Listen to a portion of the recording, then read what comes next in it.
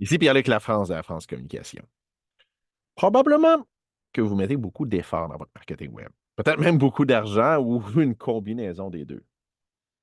Probablement que vous souhaitez ou vous mettez en place des stratégies pour ramener les gens vers votre site Internet. C'est correct, mais c'est juste la première moitié de l'équation. Une fois qu'ils sont là, est-ce que vous avez mis en place une stratégie pour les mettre en action? Est-ce qu'il y a un appel à l'action, un formulaire? Est-ce qu'il y a des actions précises qui sont attendues d'eux et des actions en ligne? Pourquoi on veut ça? Ben parce que ça nous permet de avoir un certain contrôle sur la suite de la discussion, sur le fait que la personne devienne client ou pas avec nous.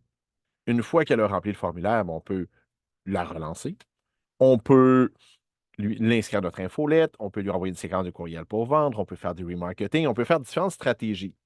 Alors que si on a payé, où on a mis de l'effort pour ramener des gens sur une page, c'est juste une page informative.